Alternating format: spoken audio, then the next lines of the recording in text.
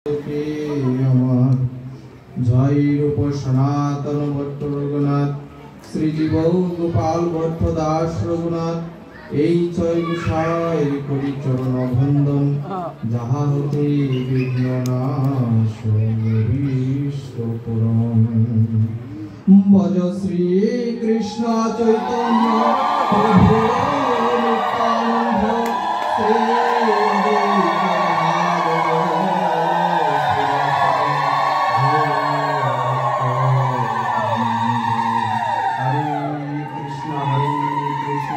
कृष्णा कृष्णा हरे हरे हरे राम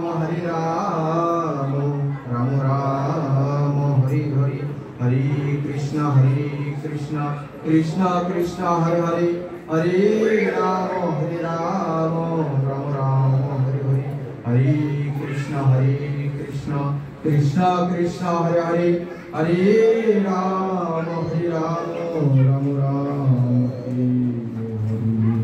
जय राधे राधे।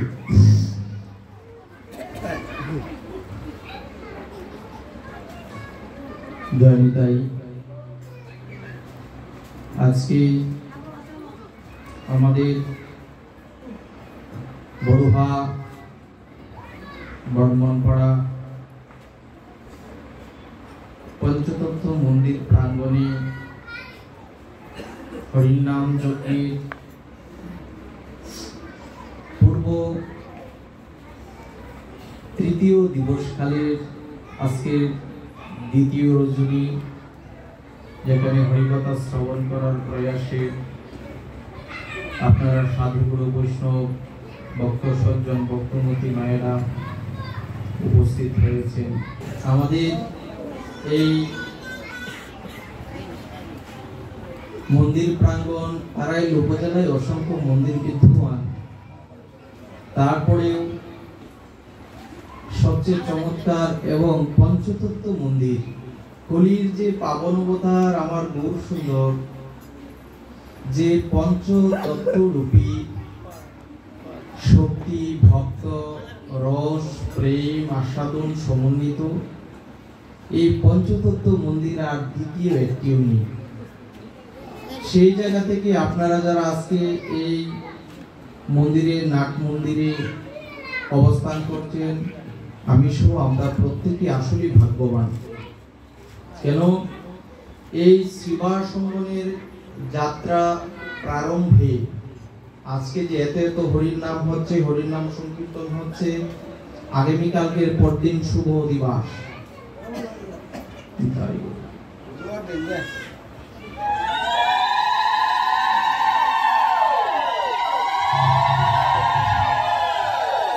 दिवस केन प्रयोजन अधिबासेर पूर्वे आमादेर एई हरिकथा बा भागवतीय आसनेई बा कि प्रयोजन अधिबास करब कीर्तन होबे प्रसाद होबे आनंद होबे हरिर नाम श्रवण होबे एर पूर्वे दुई दिन तीन दिन सप्ताह व्यापी एई भागवतीय कथार कि प्रयोजन भागवतीय आलोचनार कि प्रयोजन एर सहज भाषाय আমরা যদি এখানে যে বসেছি মন্দির প্রাঙ্গণে বসার জন্য আমাদের একটা আশ্রয় আছে আমাদের একটা আসনের ব্যবস্থা করা হয়েছে। যদি আসনের ব্যবস্থা না থাকতো তাহলে আমরা বসতাম কোথায়? আগে মন্দিরটা পরিষ্কার পরিচ্ছন্ন করে ভক্তদের বসার জন্য একটা আসনের ব্যবস্থা করা হয়েছে। ঠিক তদ্রূপ হরির নাম শ্রবণ করার জন্য কৃষ্ণ কথা আস্বাদন করার জন্য কৃষ্ণ প্রেম ভক্তি লাভ করার জন্য শুদ্ধ হৃদয়ের প্রয়োজন হয়। এই শুদ্ধ হৃদয়টা কিভাবে তৈরি হয়? ভগবানের ভগবত কথা আস্বাদনের মাধ্যমে। কারণ হরির নাম সংকীর্তন একবার নাম নিলে যত পাপ হরে জীবের কি সাধ্য আছে তত পাপ করে একবার নাম নিলে যদি আমাদের সমস্ত পাপ সরে যায় তাহলে সারা জীবনে আমরা সেই পরিমাণ পাপ করতেই পারবো না। তাহলে তো এত হরির নাম সংকীর্তন যজ্ঞানুষ্ঠানের প্রয়োজন নাই, এক জায়গায় কীর্তন হইলেই তো হইতো। বা আমাদের দেহ থেকে স্খলিত হয়, তাহলে তারও তো কিছু লক্ষণ প্রকাশিত হওয়ার কথা, হয় কি? এই প্রসঙ্গে আমাদের শ্রীমন মহাপ্রভু উনি স্পষ্ট চৈতন্য চরিতামৃতের আদিলীলা, মধ্যলীলা, অন্তলীলা, আমাদের গৌর সুন্দর মাত্র 48 বছর উনি লীলা বিলাস করেছেন। 48 বছর। 48-এর মধ্যে 24 বছর সময় উনি গৃহস্থ আশ্রমে গৃহে কাটিয়েছেন, আর 24 বছর সময় উনি সন্ন্যাসে কাটিয়েছেন।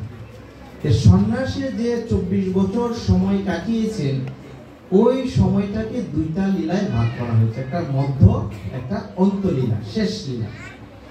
আর অর্ধেক সময় 24 বছর সময় শুধু উনি সংসারেই কাটিয়েছেন। এই সংসারে যখন আমাদের এই কলির সংসারবদ্ধ জীব আমরা, আমাদের করুণায় অবতীর্ণ হলো। এই গৌর সুন্দর আসছেন শুধু কলির যুগে করুণায় অবতীর্ণ। করুণা কি? যাকে কিছু না চাইয়ে না বলে পাওয়া যায় সেটাই হচ্ছে করুণা। না চাইলেও যে বস্তু পাওয়া যায় তাকে বলছে করুণা। তো মহাজনগণের উদাহরণ দিচ্ছেন কেমন, যে ধরো ছোট একটি বাচ্চা হাঁটতে হাঁটতে ধপাস করে পড়ে গেল। যদি ওইটা অন্যজনের বাচ্চা, কিন্তু আশপাশে কেউ থাকলে ইস অনেক ব্যথা পেয়েছে, তাকে ধরে তুলে, বাচ্চা বলে নাই যে আমাকে তুলো, কিন্তু পড়ে গেছে, আঘাত পেয়েছে, ব্যথাটা একজন হৃদয়বান মানুষ নিজের মনে করে তাকে তুলে, এটা হচ্ছে করুণা। ঠিক তদ্রূপ আমার গৌর সুন্দর করলেন কি, এই কলিযুগ জীবদের জন্য, আমাদের এই সংসারী জীবদের জন্য উনি করুণা করেছেন। কি করুণা করেছেন? কারণ আমাদের কলির জীবীর মানুষের অল্প আয়ু, হীন বীর্য, অন্নগত প্রাণ, আমরা উপবাসাদি করতে পারবো না, এত কঠিন ব্রতাদি আমাদের দ্বারা সম্ভব না। অল্প আয়ু, আমাদের আয়ু খুবই সীমিত। এইটা জানার পরে আমার গৌর সুন্দর করলেন কি, আমাদের এই জীব উদ্ধারের জন্য উনি চিন্তিত। এর আগের যে পর্ব, গৌরকে আমরা কখনোই পাইতাম না, গৌরকে পাওয়ার কথাও না। গৌরকে যে এনেছেন, গৌরকে যার কৃপাতে আমরা পেয়েছি, গৌরাঙ্গা ঠাকুর, এই অল্প কয়েকদিন আগে পন্থীতে যারা গেছেন, আমার সীতানাথ উদয়িতাচার্য প্রভু, আজকে যে আমরা হরির নাম পাই, যখন গৌর সুন্দরের বয়স ৭৬ বছর, তখন গৌরের বয়স ২৪। ৭৬ বছর বয়সে হরির নাম সংকীর্তনের আন্দোলনের প্রথমে সামনে দিয়ে উনি যান, বৃদ্ধ বয়সে যুবক। আর গৌর সুন্দরের বয়স মাত্র ২৪ বছর। উনি ব্রাহ্মণ সন্তান, বিখ্যাত সুবিখ্যাত নিমাই পণ্ডিত, চারদিকে তার নাম ডাক যশ। ব্রাহ্মণাদির যে কর্মাদি সে করেন, পূজা পার্বণ ব্রাহ্মণোচিত যে কর্ম, সেই কর্মগুলো সে করে না। না করাতে ব্রাহ্মণ সমাজ তার উপর ক্ষিপ্ত। তুমি ব্রাহ্মণ সন্তান হয়ে অনাচারী হয়েছ, কিসের হরি হরি বলো, দোলাই গড়াগড়ি যাও, ক্রন্দন করো, উন্মত্ত। তুমি একজন পণ্ডিত, তুমি পাগলের মতো উন্মত্ত কেন? এত পণ্ডিতের শোভা পায় না। অনেক যন্ত্রণা ভুগতে হয়েছে প্রভুকে। যাই হোক, এই প্রভুকে আনছেন আমার গৌরাঙ্গা ঠাকুর, সীতানাথ দ্বৈত প্রভু। এই যে পঞ্চতত্ত্ব মন্দির, এই পঞ্চতত্ত্ব মন্দিরের পঞ্চতত্ত্বের প্রথম যে তত্ত্বকে মানা হয়, আমার সেই অদ্বৈত ঠাকুর। অদ্বৈত, অদ্বিতীয়, তারপরে আর কেউ নাই যে গৌরকে আনতে পারে, এক এবং অদ্বিতীয়। উনি আনছেন। কিভাবে? আমাদের সমাজ ব্যবস্থায় যখন বর্ণভেদ প্রথা, জাতিভেদ প্রথা, কুসংস্কার, ধর্মের সঠিক পথ থেকে আমরা সরে যাচ্ছিলাম, আমাদের সনাতনী হিন্দু সমাজটাকে রক্ষা করার জন্য ৫৫০ বছর পূর্বে তিনি কি করলেন? সবার জন্য একক ধর্মের ব্যবস্থা করলেন। কি? যে আমাদের ভগবান যদি একজন হয়, ধর্ম সনাতন, তাহলে এত পূজা পদ্ধতি কেন, এত আচরণ কেন, এত নিয়ম কেন, এক একজনের জন্য এক এক নিয়ম কেন? তখন গৌর সুন্দর ঈশ্বর এখন দ্বিতীয়, ঈশ্বর একজন। এক ঈশ্বরের আরাধনা প্রচলন করতে গিয়ে আমাদের করলেন কি, এই হিন্দু সমাজটাকে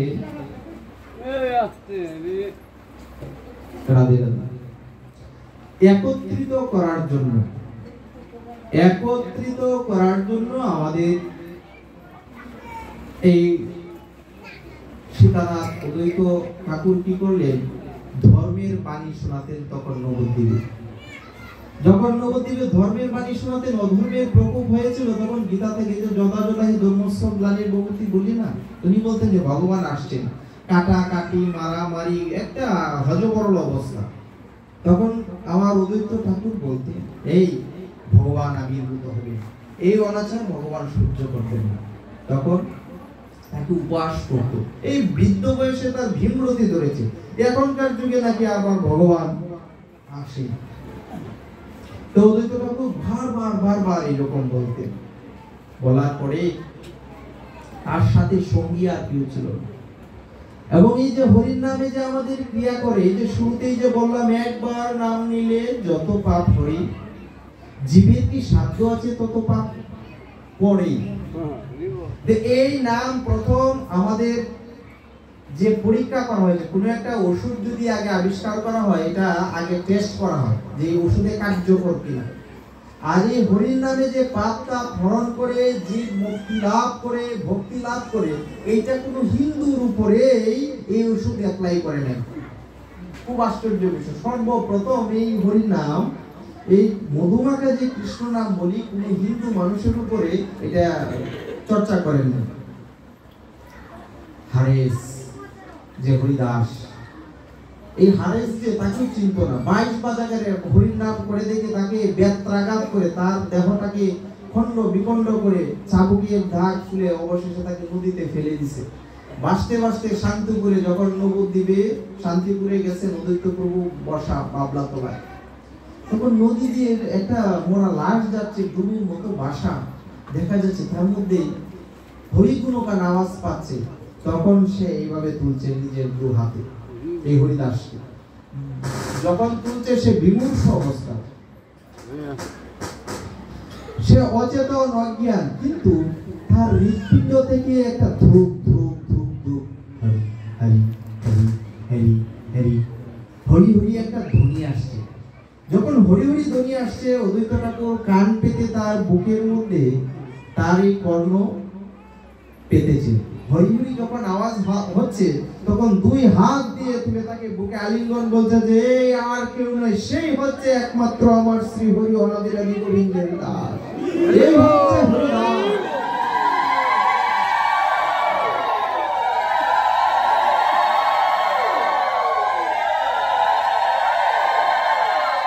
আমার সেই গৌরাঙ্গ অদ্বৈত প্রভু তার নাম দিলেন হরিদাস। দেওয়ার পরে তাকে নিলেন তার সঙ্গী, দেওয়ার পরে হরির নাম জপ করার জন্য আদেশ দিলেন তাকে, হরিদাসটা করতে। তখন যখন চেতনা ফিরে আসলো যে এখন আমি কি করব প্রভু, তখন তাকে উনি দীক্ষা দিলেন, হরির নাম উপদেশ করলেন যে তোমার আর কিছু ভজন করতে হবে না, তুমি শুধু হরির নাম করো। সে 3 লক্ষ হরির নাম করত। প্রথম 1 লক্ষ হরির নাম করত জপমালায়, পরের 1 লক্ষ হরির নাম করত উচ্চস্বরে, যাতে শ্রবণ করতে পারে আশপাশে যারা আছে। পরের 1 লক্ষ হরির নাম উনি জপ করতেন আরো উচ্চস্বরে, যেন পশু পাখি গাছপালা বৃক্ষ লতাদি শ্রবণ করতে পারে। প্রতিদিন উনি 3 লক্ষ হরির নাম জপ করতেন, প্রত্যেক দিন 3 লক্ষ হরির নাম জপ করতেন। জপ করার পরে যখন বুঝলেন যে প্রভু সে সিদ্ধি অবস্থায় আছে, তখন কি রামাচার্য শ্রী হরিদাস ঠাকুরের বাড়িতে যাই না আমরা যশোর, তো ওইখানে যখন উনি আসলেন, তো সিদ্ধি লাভের পরে যখন উনি ধ্যানরত অবস্থায় যে গাছের নিচে বসে উনি জপ করতেন, ওইখানে জঙ্গল, গভীর জঙ্গলের মধ্যে অজগর সাপ থাকতো, কেউ যাইতো। তো যখন উনি উচ্চস্বরে হরির নাম করতেন, এই অজগর সাপটা নীরবে শুয়ে থাকতো। তো ওকে দেখে আশপাশে যারা ছিল ভক্তরা ক্রিয়ার কাছে যেত, তখন হরিদাস যখন স্নান করলেন তখন ভক্তরা বলছে, প্রভু আপনি যে হরির নাম শ্রবণ করতে আপনি যে উৎসাহিত করেন, আমাদের তো শ্রবণ করার বাসনা, কিন্তু আমরা আপনার পাশে যেতে চাই, নাম শ্রবণ করতে যেতে চাই, কিন্তু আপনার পাশে এই যে সর্প উপস্থিত, এই ভয়ে তো আপনার কাছে আমরা যেতে পারি না। তখন প্রভু বলছে তাকে বিদায় করার জন্য, তখন এই সর্পটা বলছে হরির নামের প্রবাহ, যে হে প্রভু, যে আমি কোটি কল্পকাল সৌভাগ্যের কোলে এমন একটি পশুজনী প্রাপ্ত হয়েও, সরীসৃপ জনী প্রাপ্ত হয়েও সাধু দর্শন করতে পেরেছি, হরি কথা শ্রবণ করতে পেরেছি, প্রভু আমাকে তোমার এই চরণের পাশ থেকে সরাইয়া দিও, আমাকে তুমি সরাইয়া দিও না। এমন আকুতি মিনতির পরে যে ঠিক আছে, যে ভক্তরা তো আসছে না, চায় তুমি একটু দূরে অবস্থান করো। এইভাবে হরির নাম 3 লক্ষ জপ করার পরে সাক্ষাৎ নাম এবং নামই অভেদ। এখন প্রশ্ন আসতে পারে যে এর তো অনেক নাম আছে, তাহলে আমরা হরির নাম করব কেন? হরির নাম করার প্রয়োজনীয়তা কি? এই কারণেই, কারণ আমাদের জীবনটা খুব সংক্ষিপ্ত, আমাদের জীবনটা খুব সংক্ষিপ্ত। কেন? আমরা যে কতদিন বেঁচে থাকবো তার কোনো নিশ্চয়তা নেই, কিন্তু মরে যে যাব তার নিশ্চয়তা আছে। মরতে যে আমাকে হবে তার নিশ্চয়তা আছে, আর কতদিন বেঁচে থাকবো, কত মুহূর্ত বেঁচে থাকবো তার নিশ্চয়তা নাই। ঠিক সেই জন্যই আমার কি বললেন, যে হাতে করো গৃহকর্ম, মুখে বলো হরি, অনায়াসে দিয়ে যাবে ভব সমুদ্র পারি। তুমি এত কঠিন সাধনার দরকার নাই, হাতে তোমার গৃহকর্ম করতে, শুধু মুখ দিয়ে তুমি হরি বলো, এইটুকুই যদি তোমার অভ্যাস হয়, তাহলে তুমি এই ভব সমুদ্র পাড়ি দিয়ে যেতে পারবে। এখন প্রশ্ন আসছে যে না, ভব সমুদ্র পাড়ির জন্য তো নামের প্রয়োজন নাই কেন? কারণ ভব সমুদ্র যেদিন পাড়ি দিব, আমি যদি মৃত্যুবরণ করি, আমার ছেলে দান দক্ষিণা করে বড় একটা গরু দিবে, যে বড়টা এখন তো অস্ট্রেলিয়ান গরু পাওয়া যায়, এইরকম বড় একটা গরু দিবে যেটা নদী কয়েক মাইল সাঁতরাইতে পারে, এটা ধরে আমি পার হয়ে যাব। এখন আমার গীতায় কি বলে? এইখানে বিধান হচ্ছে দুইটা, একটা হচ্ছে মানুষের তৈরি বিধান, আর একটা ভগবানের তৈরি বিধান। খুব ভালো করে জানেন, ভগবানের আরেক নাম বিধাতা। কি কারণে? উনি বিধান দাতা, উনি বিধান দেই বলে উনি বিধাতা, উনার বিধান আমরা মেনে চলে আমাদের কর্তব্য। বেদ, উপনিষদ, পুরাণ আদি, স্মৃতি গ্রন্থাদি যা কিছু আছে, এগুলো মুনি ঋষিদের ধ্যানে প্রাপ্য বস্তু। আর শ্রীমদ্ ভাগবতম গীতা হচ্ছে ভগবানের স্বয়ং মুখ নিঃসৃত বস্তু। একটা হলো কর্মচারী দিয়ে তৈরি করা জিনিস, আর একটা মালিক নিজের তৈরি করা নিজের জিনিস। আমাদের সনাতন ধর্মে প্রধান ধর্মগ্রন্থ হচ্ছে বেদ, উপনিষদ, পুরাণ, স্মৃতি গ্রন্থাদি। কিন্তু শ্রীমদ্ ভাগবত গীতা ভগবানের মুখ নিঃসৃত, স্বয়ং মুখ নিঃসৃত আমাদের জীবনের জন্য, আমাদের জীবন গঠনের সংবিধান। এখন এই ভব নদী পারি হওয়ার জন্য গীতায় কি বলছে? গীতায় বলছে সংসারাং গুরম সমুদ্র, এই সংসারটা হচ্ছে গূঢ় সমুদ্র, যে সমুদ্র পার হওয়ার জন্য জাহাজ পাওয়া যায়। আর এই সংসারটা হচ্ছে এমনই সমুদ্র, এতই অন্ধকার, কোনো আলো যে তাকে আলোকিত করা যায় না, ঘোর অন্ধকার। এখানে কি যে আমার গীতা নামক তরুণীর সাহায্যে অনায়াসে এই ভব সমুদ্র পার হওয়া যায়। এই জন্য আমরা প্রথমে গীতা 18টা নামে কি বলি? গঙ্গা, গীতা, সাবিত্রী, সীতা। কেন পড়তেছি গীতা, মাহাত্ম্য পড়ছি গীতা, আগে কেন গঙ্গা বলতে হয়? গীতা পড়ছি, গীতার মাহাত্ম্য পাঠ করছি, কিন্তু আগে নাম নিতে হয় গঙ্গা, পরে বলতে হয় গীতা, না বলি না? গঙ্গা, গীতা, সাবিত্রী, সীতা, সত্তা, পতিব্রতা, আগে বলতে হয় গঙ্গা। কেন? গঙ্গার মা সৃষ্টি হয়েছে ভগবান শ্রী বিষ্ণুর চরণ ধৌত জল দান। যেই জিনিস বিষ্ণুর চরণ মিশ্রিত, বিষ্ণুর চরণ আশ্রিত, তার থেকে পবিত্র বস্তু আর কিছুই নেই। এই জন্য আমরা যাই কিছু হোক, গঙ্গা স্নান করলে কি হয়? শুদ্ধ হই। যে বস্তু গঙ্গার চরণদূত জলের যদি এত মাহাত্ম্য থাকে, মৃত্যু পথযাত্রী একজনের মুখে অগ্রগে তাড়াতাড়ি গঙ্গা জল দেয়। তার চরণদূত জলের যদি এত পাওয়ার থাকে, যে বস্তুটা ভগবানের মুখ নিঃসৃত, তার কি শক্তি, তার কত শক্তি। গীতার মধ্যে আবার বলছে যে তুমি যত পাপী করো না কেন, মৃত্যুর সময় যদি তুমি গীতা স্মরণ করো, মৃত্যু গ্রহণ করতে পারো, তাও তোমার ঊর্ধ্বগতি লাভ হবে, আর কিছু না। এত সহজ বিষয় থেকে ধর্ম জিনিসটা এত কঠিন না। এই করলে এই পাপ হবে, এই করলে এই হবে, ভয় দেখায় আমাদের সনাতন দর্শন চলে না। ভয়ের না, আনন্দের সাথে, আগ্রহের সাথে ধর্ম পালন করবে। তার মানে এই নয় এই তোমার পথ ভুল, আমারটা সঠিক, তোমারটা ভুল, এরকম ভুল সঠিকের অবস্থা নেই। কেন? অন্যান্য বিষয়গুলো কারো উপরে চাপিয়ে দেওয়া হয়। তোমার ভালো লাগলেও জ্বর যদি শরীরে উঠে, ভালো লাগলেও না ফাঁকাইতে হবে, ভালো না লাগলেও না ফাঁকাইতে, খাইতে তুমি বাধ্য, ইচ্ছা নাই কিন্তু তোমার খাইতে হবে। কিন্তু আমাদের ধর্ম, সনাতন শব্দের অর্থ চিরন্তন, জোর করে আমাদের মধ্যে কিছু ভগবান চাপায়া দেয় নাই, আমাদের মধ্যে স্বাধীন রেখেছে। কেন? কারণ আমাদের ভগবান হচ্ছে করুণার ভগবান। আমাদের ভগবানের দোকানে একটা জিনিস বিক্রি হয় না, অসংখ্য জিনিস আছে। আমাদের ভগবান বড়লোক ভগবান, আমাদের ভগবান রাজা ভগবান, আমাদের ভগবান অসংখ্য রত্ন ভান্ডারে পরিপূর্ণ ভগবান। তোমার এটা ভালো লাগে তুমি এটা করো, তোমার এটা ভালো লাগে তুমি এটা করো, তোমার এটা ভালো লাগে তুমি সেইটা করো। সৌর, গানপত্য, শৈব, বৈষ্ণব, প্রধানত 4টা শাখা আছে। যে যেই শাখাতেই ভজন করুক না কেন, তার সেই শাখাতেই সিদ্ধি লাভ করবে যদি ভজন করে। যদি কেউ শিবের উপাসনা করে সে শৈব, যদি সে গণেশের উপাসনা সে গানপত্য, কেউ আছে সূর্যের উপাসনা করে, সূর্যকে ভালো লাগে, সেও করতেই পারে। তবে কি ধর্মটা করতে হবে, ধর্মটা করতে হবে।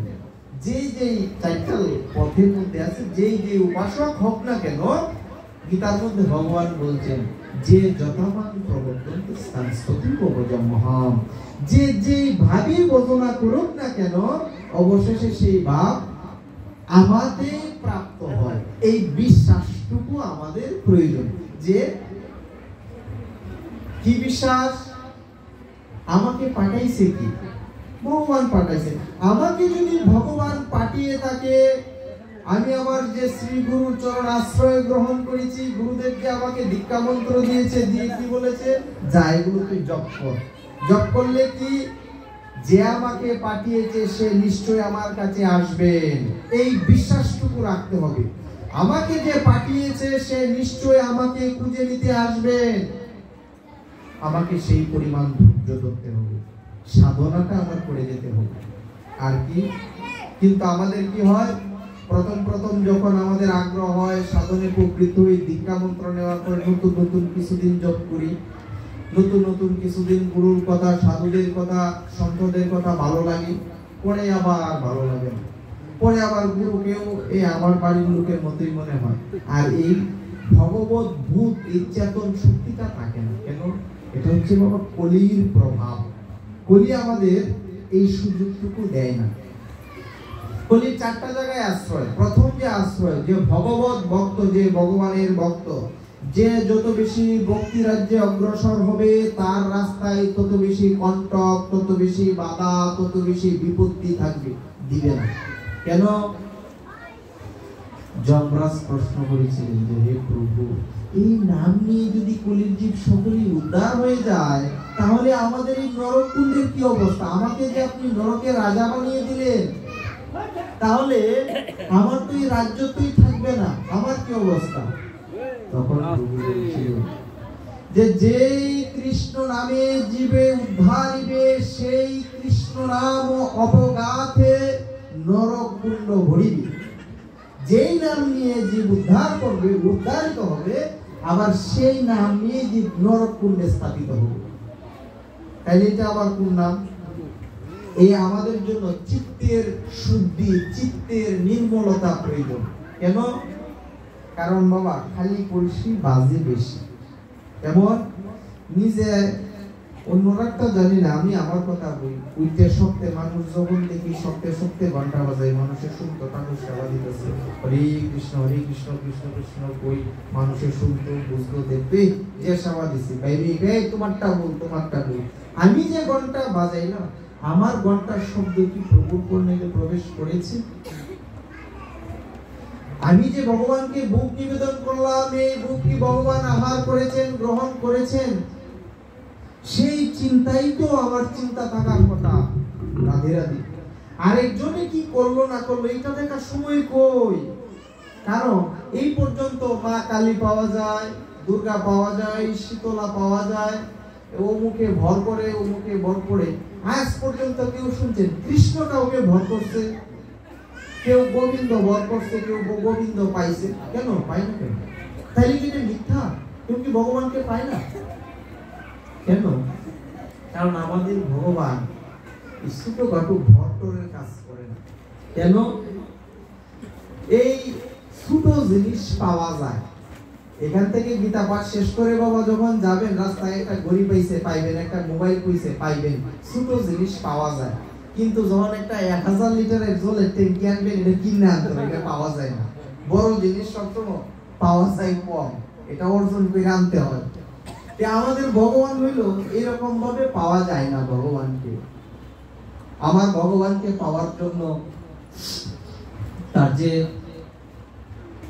বসুদেব আর দৈবকী, উনি পূর্ব জন্মে সাধনা করেছিলেন ভগবানকে পাওয়ার জন্য। দুজনেই ভগবানকে পাওয়ার জন্য সাধনা করছেন, ধ্যানরত। ধ্যান করতে করতে করতে করতে করতে করতে যখন পান না, তখন অগ্নিকুণ্ড স্থাপন করে, যে তোমাকে যখন পাওয়াই যায় না, আমাদের প্রাণ বিসর্জন করে দিব, আমাদের প্রাণ বিসর্জন করে দিব। তখন তার দৈববাণী হইল যে প্রাণ বিসর্জন করো না, পরবর্তী যে যুগ আসছে, পরবর্তী যে জন্মে তুমি এই পিতা মাতা রূপে ঠিকই পাবে।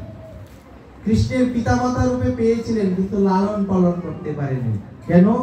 আমাদের ভগবান এমনই করুণার বিগ্রহ যে যা চায় তার কাছে, এই জন্মে যদি নাও দিতে পারে, তার আরেকটা জন্মে এই সুযোগ সুবিধা দেয়।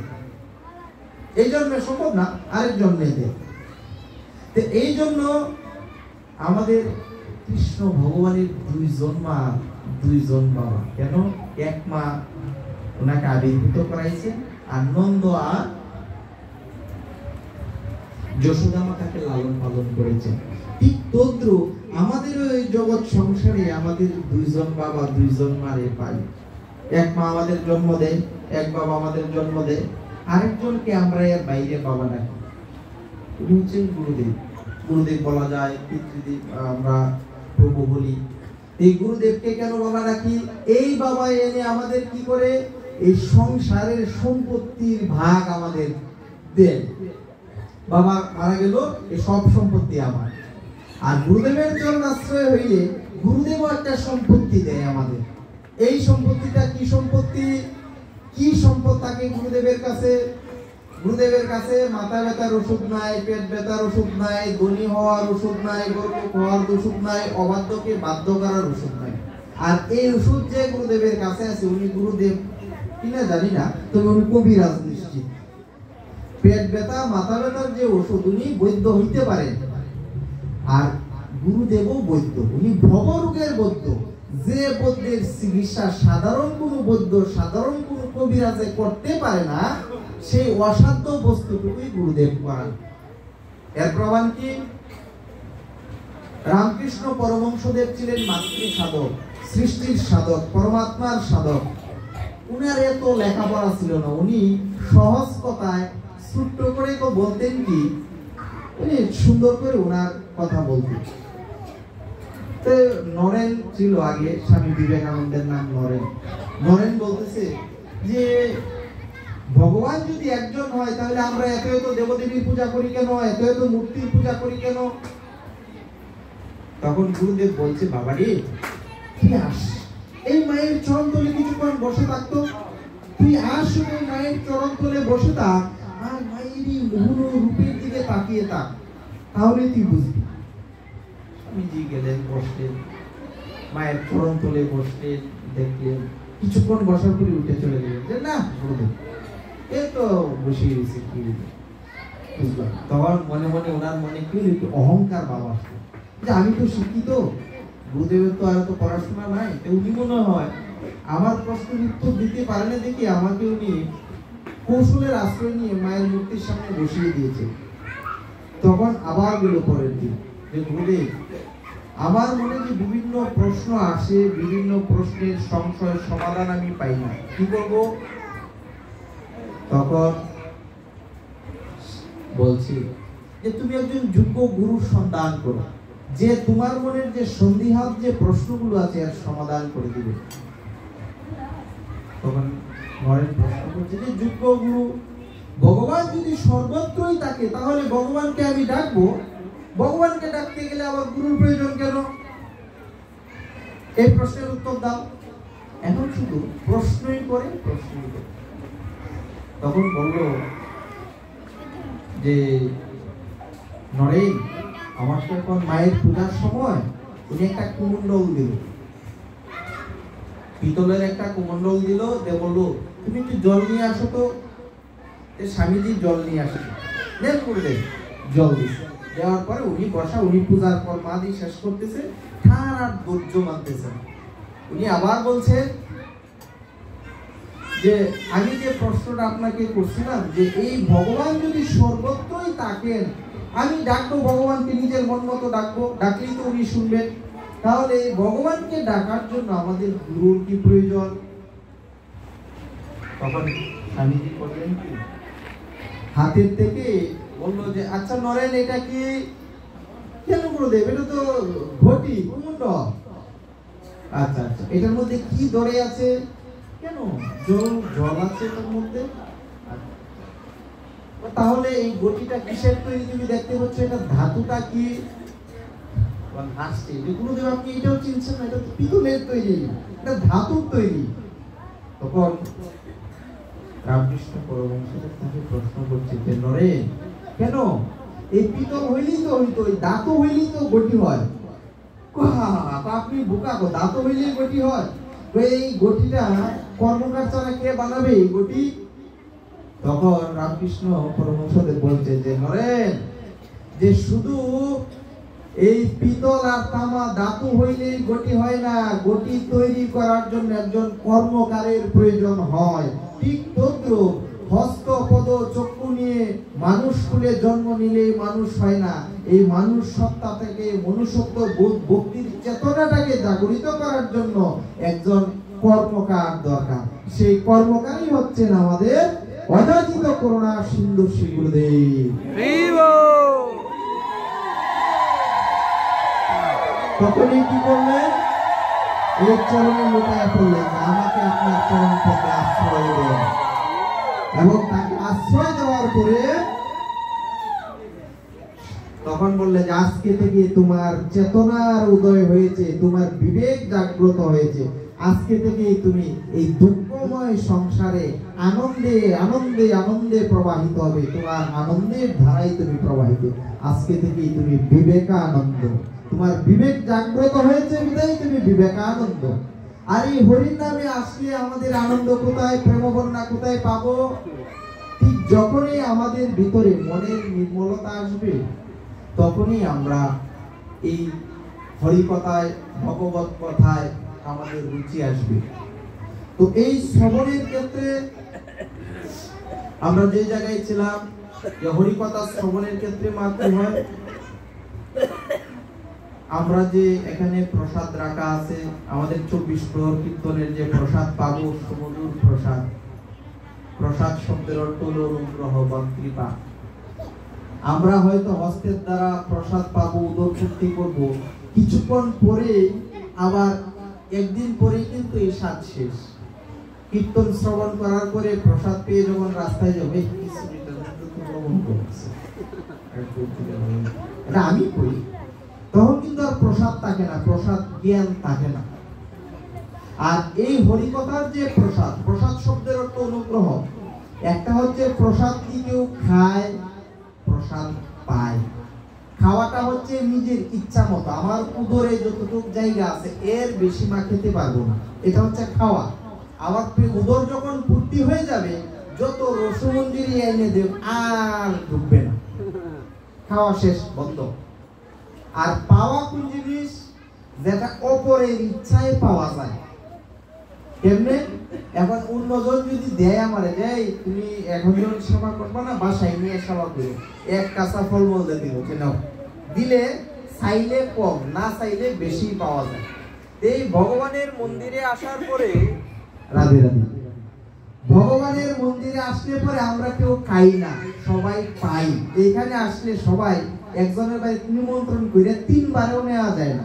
আর মহাপ্রভুর মহাপ্রসাদ পাওয়ার জন্য ঠেলাঠেলি করে আমরা আসি, একটু পাওয়ার জন্য। কেন? এটার মধ্যে ভগবানের কৃপা মিশ্রিত, তাকে বলে এর এত কদর। প্রসাদ পেলে খাইতে হবে।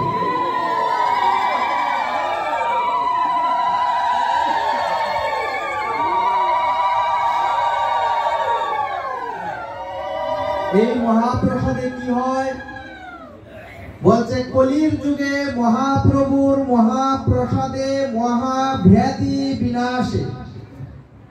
কেউ যদি মহাপ্রভুর মহাপ্রসাদ পাইতে পারে, তার মহাবেদি, মহাবেদি কি? ক্যান্সার, সেটা হইলে আর বাঁচে না।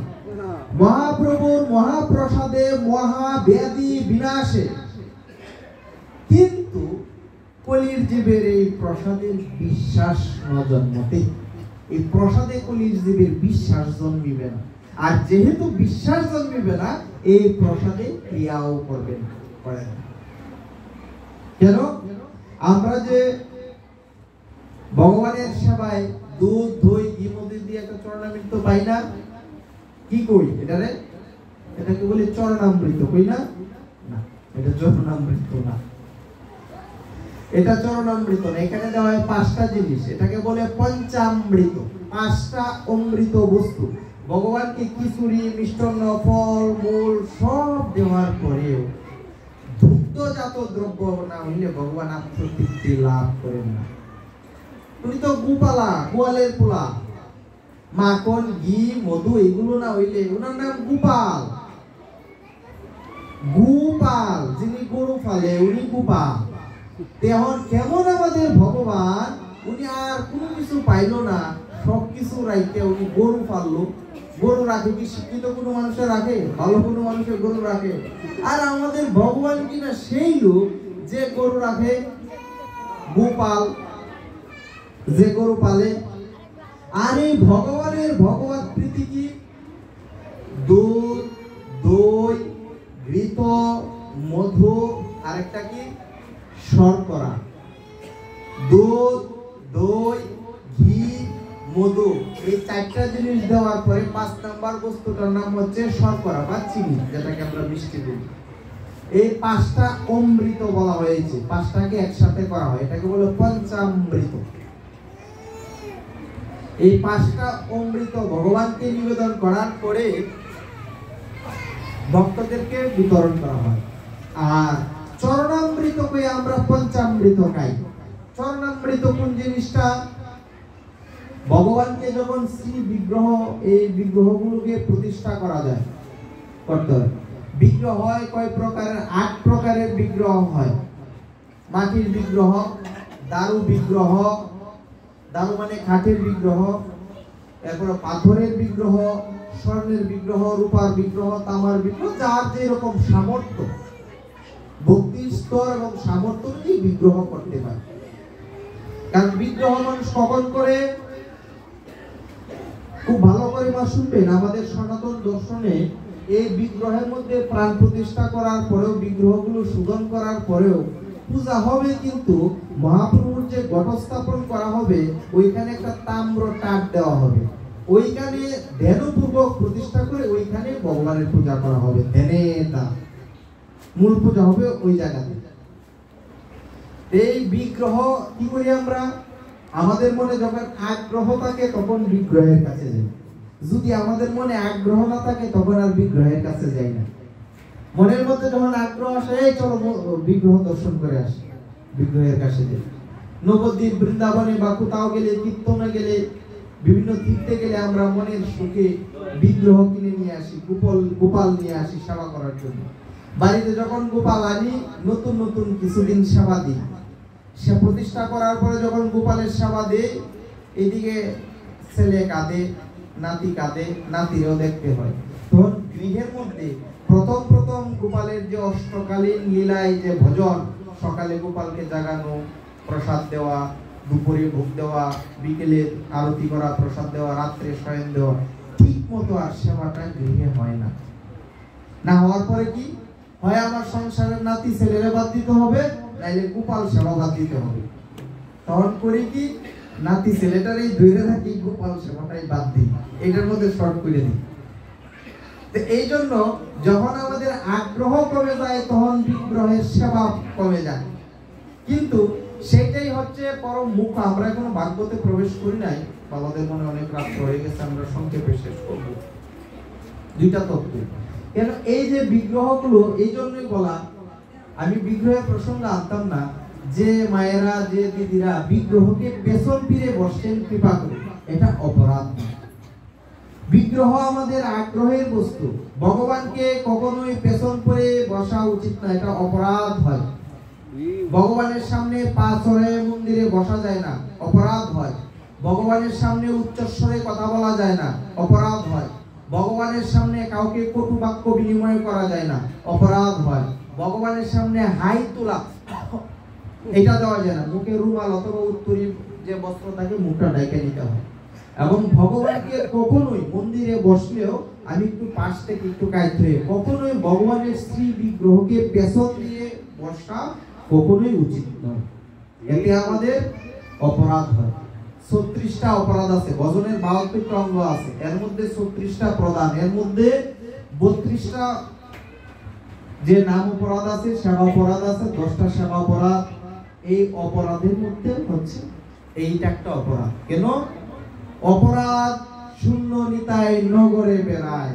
এই যে নিতাই যে করুণার প্রেম দিয়েছেন, যতক্ষণ না পর্যন্ত আমাদের হৃদয় অপরাধ শূন্য না হবে, ততক্ষণ পর্যন্ত এই হরির নাম অমৃত বা এই প্রেম পাবো না। প্রেম পাবো না ততক্ষণ এই কৃষ্ণ প্রেম আমাদের ভিতরে জাগরিত হবে না, গৌর প্রেম জাগরিত হবে না। অপরাধ যতক্ষণ পর্যন্ত শূন্য না হচ্ছে, অহং বোধ, আমিত্ববোধ যতক্ষণ পর্যন্ত আমাদের ভিতর থেকে না যায়, ততক্ষণ পর্যন্ত আমাদের এই নামের করুণা হবে না। আর এই জন্য হরির নাম যজ্ঞের আগে 2 দিন, 3 দিন, 7 দিন পাঠ দেওয়া হয়। কেন? আমাদের চিত্ত চেত দর্পণ মার্জনম, এই চিত্তটা একটা দর্পণের মতো, একটা আয়নার মতো। তাকে যদি পরিষ্কার করা যায়, মোছা যায়, তাইলে এটার মধ্যে আমাদের চেহারাটা দেখতে পাই। আর হরির নাম কীর্তনের আগে গীতা পাঠ দেওয়া হয়, ভাগবত আলোচনা করা হয়, যেন ভক্তের হৃদয়টাকে মুছে, হৃদয় আয়নাটা পরিষ্কার হয়, যেন নাম প্রভুর কৃপা হয়, যেন হৃদয়ে পরমাত্মারূপী অনাদির আদি গোবিন্দের দর্শন